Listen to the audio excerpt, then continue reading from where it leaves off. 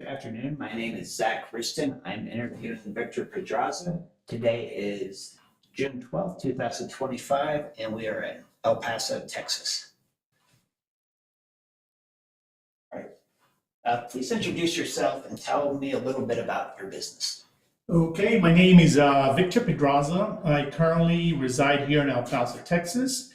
And my wife and I have a small business called V&T Design for Victor and Terry, custom framing and embroidery. And we've been in business for almost 14 years.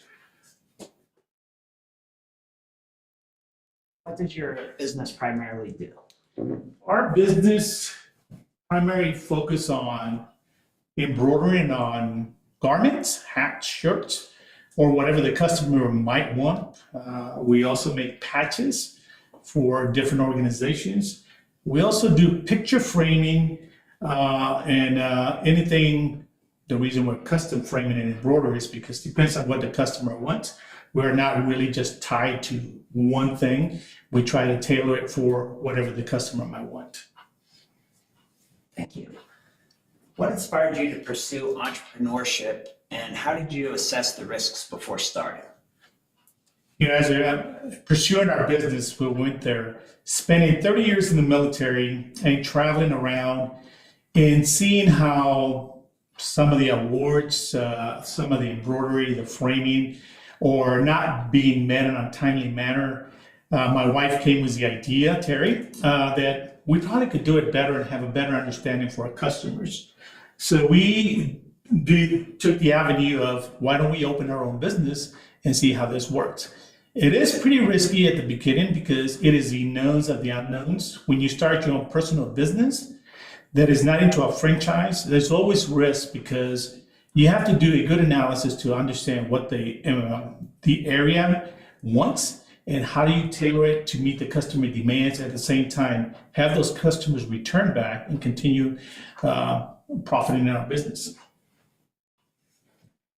Can you describe your earliest experiences with entrepreneurship and what sparked your interest in business? Yeah, like I said before, entrepreneurship is, we talked to a couple folks, they have bought franchise with other businesses. And it's a little bit different when you have a franchise that actually assists you and kind of drives you to what you're supposed to be doing versus just starting a business that you don't really know where you are and what to expect. It was kind of a learning curve because there's a lot of systems in place, a lot of machinery you use, but not having experience how to use it. Yes, it is sometimes trial by error. And this is where sometimes you got to be prepared for those times that you do not meet the requirement you would like to reach to be profiting out of it. So there is risk in between there, but it's just one of those things. When you start a franchise, you want to love what you do and focus on your business as hard as you can. What was the economic and social climate like when you first started your business? You know, in a way, it kind of drives both ways. My wife at the time started doing business administration and then went to accounting. And part of her project that she did for her accounting was, what if I was opening a business?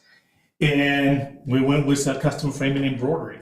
And we did the surveys for different parts of the city of El Paso and the revenue people make and how much they were willing to spend for certain items. So we kind of took it from there, and then you kind of go and work from it because you got to understand what is a demand, and at the same time, what is the average cost or what is the average salary people make to be able to afford some of the things that we do. So it was one of those in between there and trying to find a happy medium. Just because El Paso might have a low cost of living, you cannot charge the same price you probably would charge in California and other places that people make a lot more money. So it's just one of those adjusting those, the understanding what is your product and what are you producing and how much you should charge for those. What specifically made you choose the framing and custom design? Was it an opportunity or something you had wanted to do for a long time?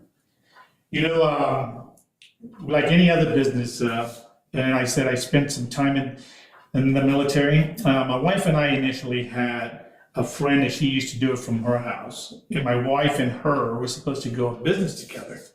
But as in the military, you don't know when you're going to PCS, a permanent change of duty station somewhere else. My wife had the goal to start that. Like I said, she's an RN by trade. She has an accounting degree, an MBA. So we decided to go that route. Like I said, over the years, we were not very pleased with some of the things that we would get awarded, whatever, and we thought we could make a better product. So that's the route that we went to. I never thought that going into this business, custom framing and embroidery, especially the framing part, was a lot of stuff to know versus software technology. The embroidery, working embroidery machines, it's a lot that goes into there. It's not like you can just take an item and tell the machine to sew. You have to learn it. So it was a big learning curve. But over the years, I think my wife has mastered it better than I have, and we seem to be doing very well. Speaking of technologies, how did advancements in technology influence your industry over time? When we started this business, there was three main folks beside the big franchise, which is Hobby Lobby or Michaels. They're a big franchise, so they have all the high technology. But I met three other custom framing and embroiderers that have been in business for about 20 some years. And by that time, they were ready to retire and they were moving too. So I got to work with them as of how they started their business. And they did everything pretty much by hand. They did not have computers.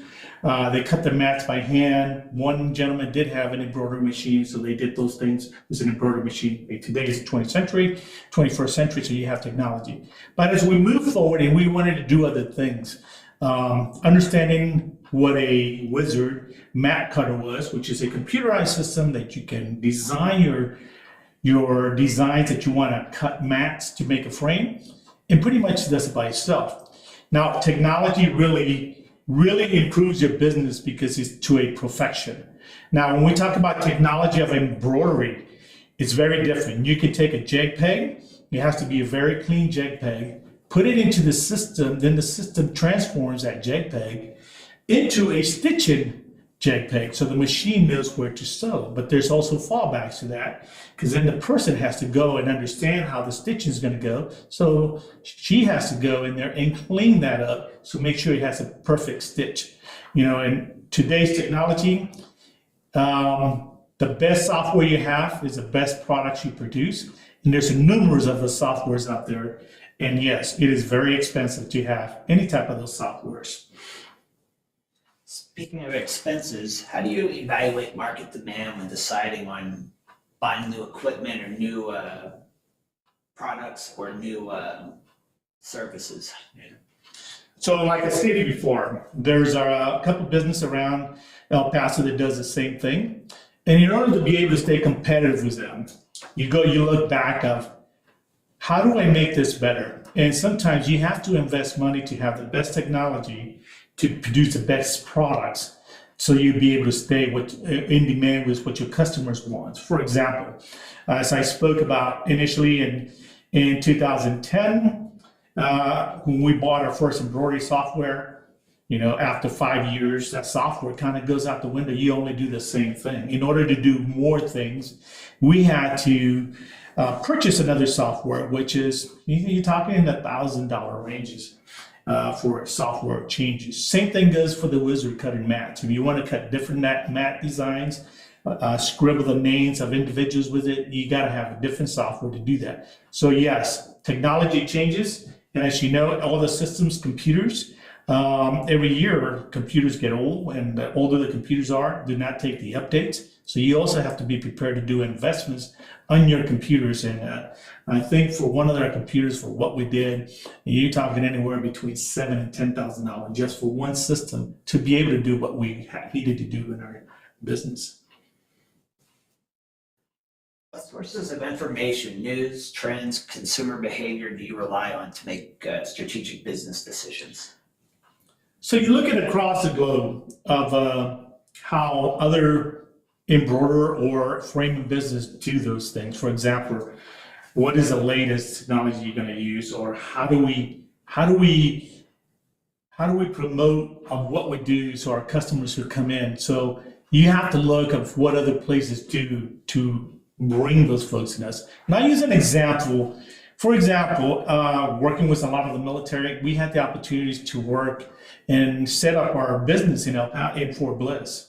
If I would have just focused on Fort Bliss, I am only focusing for the population of Fort Bliss. So one of the things we did, we decided to be outside of Fort Bliss in El Paso, not too far away from the military installation. But then we catered to the universities, El Paso, UPCC, University of Texas, a lot of the motorcycle clubs that are not in either Souls or affiliated with Fort Bliss, a lot of the high schools. So now we cater to the whole area within El Paso, and sometimes even outside, having that Etsy store. We also cater to other folks throughout the country. How has Etsy changed your business model? One of the things that we do, changing our business model, is we have customers that come and buy stuff in our store, but then we have customers that buy stuff online. And one of the things that we do is customer puts us an order and they expect to have the order within 3 to 4 days. So we are able to do that because we get ratings on how we did it. And most of the time we get a 5-star rating because we are able to do 2 things: satisfy the customer with what they wanted. And the most important thing about it, the customer wanted it, received it when they expected to receive, versus you order something, 6 weeks later you get it, it doesn't work so well. So we try to meet our demand. Once the customer approves the design, within about 24 hours, that design is out, and within 48 hours or 72 hours, that customer has it in his hand.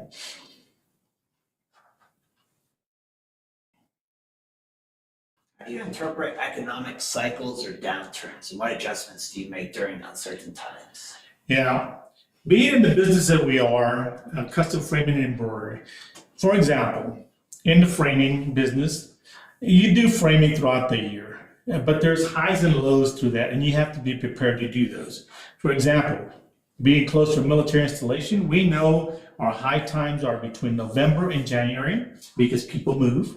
And then in the summertime between June and September, so there's PCS. Also, the high times between there are also the universities, the graduations. There are graduations in the Christmas timeframe for the fall, and there's the graduations in the summer. Now, in between there, we do have a slow, there's some lows in between there between February and about March, because that's not a lot's going on. We still are able to facilitate that because we are not only on Fort Bliss, we cater to El Paso. So we have other events, birthdays, regular patches, just normal things that happen. We also have a couple contracts that we work out through the year with different companies. They order garments, so that keeps us business all the time around. If you would only service one, for example, the Fort Bliss, it would be the highs and lows, and then they would not be able to make up in the low times. But being able to facilitate the whole city of El Paso, which is a population of about 800,000, we're able to maintain that steady, and it really does not affect our business. Is VNT Designs your first business? Yes, VNT Design was our first business, and like I said, my wife, a nurse by trade and accounting, working for H&R Block for a while, me being in the military. So it was a big risk that we took because we didn't really know what was going to happen. They say if you survive the first 3 years of your business will be successful. But yes, it was we took a risk on that. What financial considerations weighed most heavily in your decision-making process? When you look at a business, and a lot of people say, well, you got to be very financial stable to do that. Well, you do and you don't, but you have to understand what type of business you go in. I would also recommend opening a business, you got to have overhead cover. And when I say overhead cover, because you're going to go into a rent or purchase a building, it's going to cost you money for either the first 2 to 3 months of rent. Your utilities is going to cost you money. Your advertisements is going to cost you money. And be prepared for the first 2 to 3 months, or maybe longer in some cases, that you're not going to be making what you hope you would make. So you got to be financial stable for the first 3 to 6 months. After that, you decide, am I really doing something? Am I making progress? And that's one of the highest risks that you have to take doing it, going into a business that's not a franchise, because when you have a franchise, you have back end, you have help with the advertisement. As a business, you start from the ground up. You really don't have nothing to say my business is going to be profit. It's only by the analysis you did comparing other business within the area. What strategies do you use to balance short-term financial pressures with long-term business sustainability? Those strategies you want to use, there are times that the wants and the needs. I would want to have the newest and latest equipment, but do I really need it? Is this machine or this software or this computer systems that I have in my business is what I need to make it run right now and is profit? If not, then if I need it, I would then go to the next level. Otherwise, you have to understand where to take the risk and how you're going to do that. That way you don't find yourself in a limbo or in a crisis that you're not making meet ends. There are times that you need something and you go ahead and purchase those needs because we'll keep your business going. But just because I wanted to make it easier, doesn't mean that I would go and buy it unless I really need it to improve my businesses. What factors do you consider when expanding or scaling your business? And we're in a process right now. We looked at our business when we started, and we looked at when we first started, we opened we had a building, it was about 1,000 square foot. And when I looked at the building, I said, man, that's a lot of room. It's pretty big. But as we moved forward, within 6 months, we realized that the building was not big enough. In order before we could jump out from one lease to another lease, we had to understand, okay, well, sacrifice will be a little bit cramped up. But then we saw when we could get out of our lease without being a financial crisis on us, and we were prepared to move into another bigger building. And we moved to a building that was almost 2,800 square feet. And we made that adjustment and everything. Fast forward 8 more years down the road, we're in a kind of a crisis again, and we see the process of moving into a 6,000 square foot building, but we have to wait because at the same time, we can afford to buy new equipment to go into there.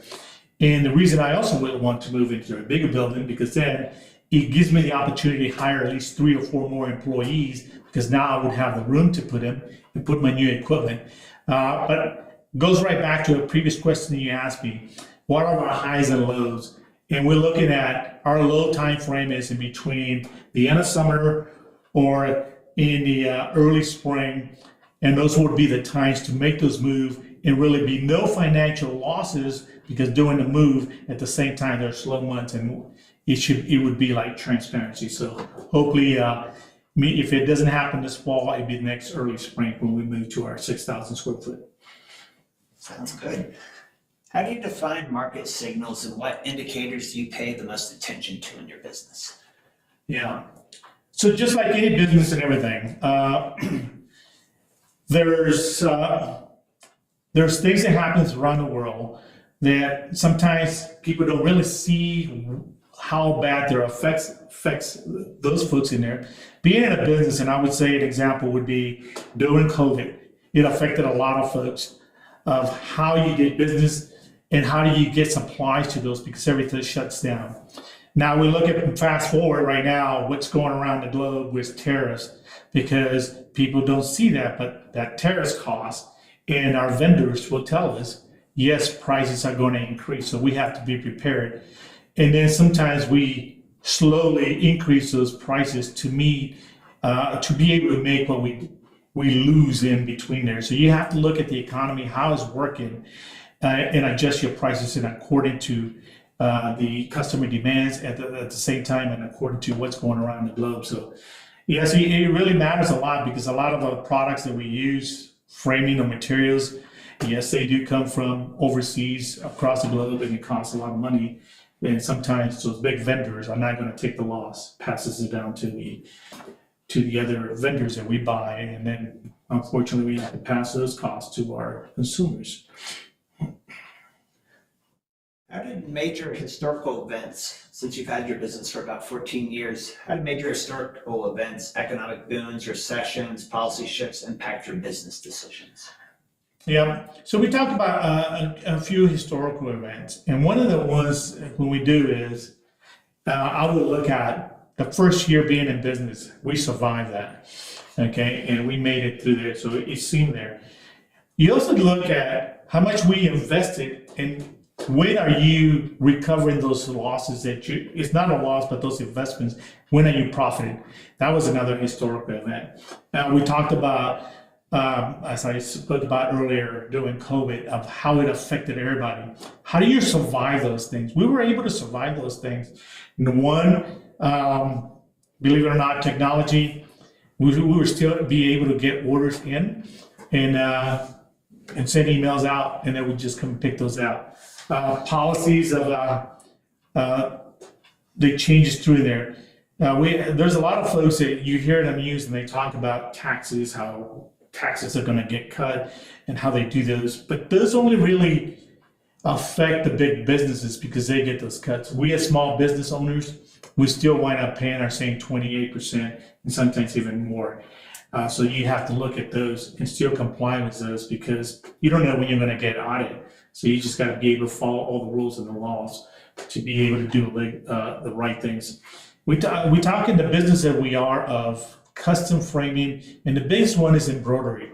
There's a copyright for certain things, and you have to know when something is copyrighted. Some customer comes and wants exactly, I want the Dallas Cowboys NFL logo embroidered on my shirt. Well, I can't do that because now it will affect my business. NFL will find out about those. They'll shut me down because I'm doing copyright. I'll do something similar, but it's not going to be nothing in comparison to what the Dallas Cowboys or the NFL owns because I don't want to violate those policies and those laws. And I don't want to be making money on something that the NFL or they own. You spoke about your wife's educational background and your military background. What role did education, mentorship, or networking play in your success? Yeah, so it's very interesting. Coming from a military background, being an educator, teaching adults, myself, my wife, being a nurse, at the same time being an accountant, having an MBA and a CPA. Taking all those into consideration, we'll look at those things. Going into a business, education pays a big business. Number one is you have to understand what does a customer want.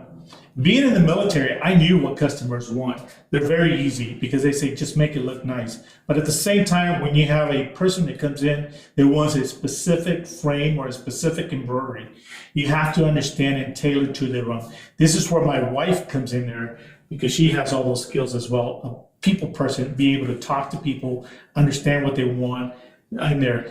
Being a nurse, understanding what embroidery is, because when she worked at a hospital, what they want or doing those things, she knows that. Being an accountant, being able to maintain her QuickBooks, being able to pay taxes on time, being able to do all those things with her background, it really helped her business and made it go. For myself, I can say seamless, but she's the one that stresses out because she deals with all those things, and it's stressful. But I think it makes it a lot easier because now you have an understanding and understand laws, policies, and also meeting deadlines and having a profitable business and legal. What role does competition and industry trends play in shaping your business strategy? You know. There is no way I will ever be able to compete with Hobby Lobby or Michaels because they're a big franchise in there. However, Hobby Lobby and Michaels are kind of tied to a very simple frame of what they do or materials or whatever, but they don't embroider or they send it out. Versus us, when we say the custom frame, we can tailor it to whatever that customer wants. I am not tailored just to a certain size of a frame, whatever the customer wants. I'm not tied to a certain cut on the mat. We will do exactly what we say, custom. We'll give them this is how it's going to look like. What do you do? If it wants adjustments, we adjust it. And then we go from there versus sometimes when you go to Hobby Lobby or Michael's, there'll be a standard thing that they're going to give you. So there's where our competition comes in. And when we talk about customs, that's why a lot of folks always come back because they're satisfied with what they got. We told them what they were paying for what they wanted versus just they got what the store provided to them. So that's the difference between us. How did relationships with your customers, employees, and other business owners shape your approach to leadership and management? Yeah, I think relationships are very important.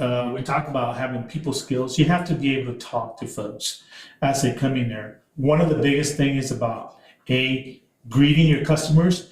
And then the other and most important part is the appearance, your appearance of your business when they come in for customer service. Once they come in and see that appearance, they feel relaxed, you're able to talk to them, give them advice and recommendations, what would look better, show them a couple of different things that could make their picture, their print, or designing a diploma, however they want to frame it, different type frames, embroidering something. That's important. And when they get a lot of the customers that we get, it goes right back to people skills and the word of mouth. They always say, just go to V&T. They'll square you away. They'll give it to you the way you want it. I kind of have the logo saying, and I copy this, we're like Burger King, have it your way. What were the biggest obstacles you faced as an entrepreneur and how did you overcome? Yeah.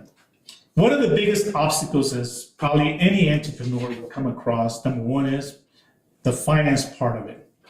And when you commit to it is how long am I going to commit to it and how long am I going to sacrifice if it's not being profitable? A lot of people, like I said, the first year, you make it through the first year and then up to the third year, you're doing well.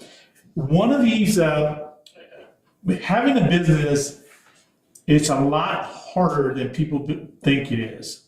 When you have store hours, I am open from 9 a.m. to 6 p.m. Customers expect you to be open from 9 a.m. to 6 p.m. You can't just close because you want to go home early. The other thing about having a business is as much work as you put in, as how much money, how much profit you're going to get. If you do not put the work, the dedication, and don't have the dedication to continue to push forward, you're not going to be a profitable business and you probably will fail. There's a lot of business fail simply because you got to have the motivation and you want to inspire. What we do is not to make us happy, but we want our customers to be happy. And that's what drives customers to come back and recommend us to come to our place. How much of your business is based on word of mouth or a successful previous business transactions? Yeah. So there are certain things, there's a place here that does a lot of the engraving and because they have the better machines. So we do not shy from telling them, hey, go to business X, they will do this for you and it'll be really good. By doing some of those things, some of those businesses, when they can't do those, they do the same thing. They recommend us and send us to us. But a lot of when we started, we did advertise and I didn't really ever understand how expensive advertisement is. When we started in 2010, a 2 by 3 little label somewhere in the middle of a book that probably nobody would ever see, it was something like $350 a quarter. So that's a lot of money just for a little advertisement nobody sees or reads in a newspaper or anything. Now, if you go digital, TV, or whatever, it's a little more expensive. I've seen advertisement that we can go for 6 months. Going, for example, on Core Bliss and being digital on the gates and everything, it was almost $3,500 for advertisement. And then you have to look at your cost. And the more you advertise in different places and everything, one of the things that really helped us was they have Viva El Paso. It is a community network that produce a book, and they have a lot of vendors that go into there. And we made a deal with them. we would frame like 8 or 9 prints with advertisement for different stores, and they take them to restaurants.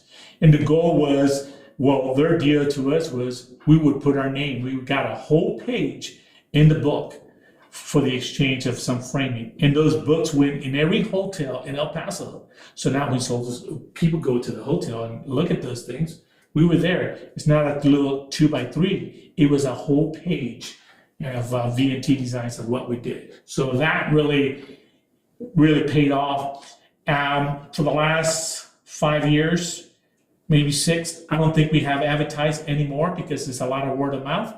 So customers continue to come back, the word spreads around, and new folks come all the time. That's a great model. How do you view your impact on your industry and your community? So it goes right back to the word of mouth and how you treat customers. Your customer service is very important because that has a big impact on your customers. Even though sometimes we might make something that was not correct or whatever, we'll fix it for free because it was one of our faults. Versus this is what you got, this is what you pay for, this is it. By doing those, it has a big impact and it builds a relationship, trust within your customers, and come back. So that's all about being having good people skills and being honest with your customers. Have cultural attitudes, social movements, or generational shifts changed your business practices at all? When we talk about cultural attitudes, as being a business owner, a lot of folks want to come and talk to you. They all have a different mindset. We try to stay neutral because that's the customer's choice or whatever. We'll never promote anything else, with politics or anything. Different cultures, different understanding. We'll listen to them and everything, and just go from there. But I think by doing those, we're honest to them, and just stay neutral and have them say their say so, and continue our business because that's what we do. And everybody has feelings, and we just try to stay neutral. And because one side of town might not be like the other side of town. El Paso's 800,000 people in El Paso. Juarez, 1.2 million. We do get customers that come from Juarez, plus our Etsy and everything. So we keep it neutral, and we're there to support our customers, what the customers might want. How have government policies, tax structures, or trade regulations affected your ability to operate and grow? There is a lot of changes with some policies, but being a small business, not a lot of those changes really affect us. Yes, we pay our taxes. As being a small business, we pay our property taxes, we pay our sales tax, and we pay our federal taxes. At the same time, we have employees. We have to pay our taxes for our employees as well and everything.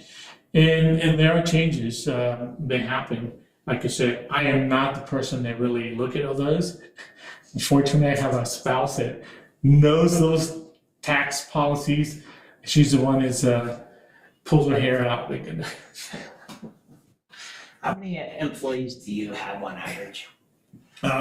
We currently have 2 employees. We probably could hire 4 more employees due to the space that we have. I cannot hire any more employees because now we'll be overcrowded what we're doing. Hopefully when we go into the 6,000 square foot, I'll be able to have 6 employees, have a permanent employee to do customer service, have a permanent employees to do the framing, a permanent employee to do that, and be able to separate everything into their own areas. And we'll be able to do that. My best employees, because it works on, depends on highs and lows, but most of my employees are college students or family members. It's not that I say I will not hire anybody else. We would hire other folks. But a lot of times when we hire some employees, just like any other place, they come and learn the skill, and within 3 to 6 months, they'll leave and try to open their own business and fail because they didn't have the proper equipment. But that's the nature of the business we are. What's the most expensive aspect of your business? The most expensive aspect of my business, I would say it's my 4-head embroidery machine. It's a Tajima. It's got, each head has 15 needles, so it means it sells 15 different colors. The machine, we bought it used. It was 2 years old. That machine cost us $45,000. If you would buy a brand new Tajima, you're looking at about $60,000 to $65,000 machine. One machine. And do you have multiple machines in that range, or? We do. We have a 4-head.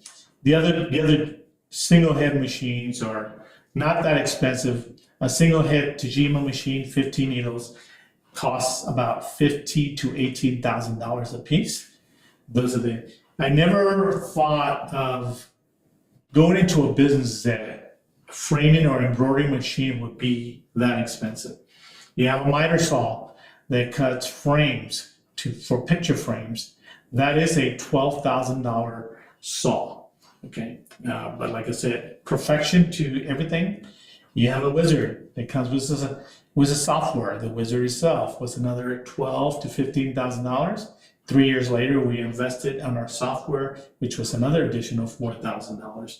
So when you talk about items for a business to make things work smooth and be able to produce more products in a timely manner, that is the financial burden you have to be prepared and invest.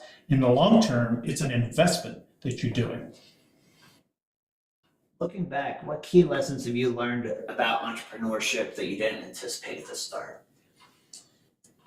You know, like any other business, here in this institution now, in Sergeant Major's Academy, we talk about mentorship. I went to a business that I did not have a clue how to really put a frame together. When I mean, what it takes to put a frame together. Proper measurements. You make a mistake on one end of the frame or whatever, it's not going to come together right. You want to make sure it's proper measurement. By having mentors, I had 2 great mentors, and one was the Art Center. He sold his business and moved up to New York. And the other one's JR Molding. And I could go to them just about any given time and ask them. They had been in business for like over 25 years.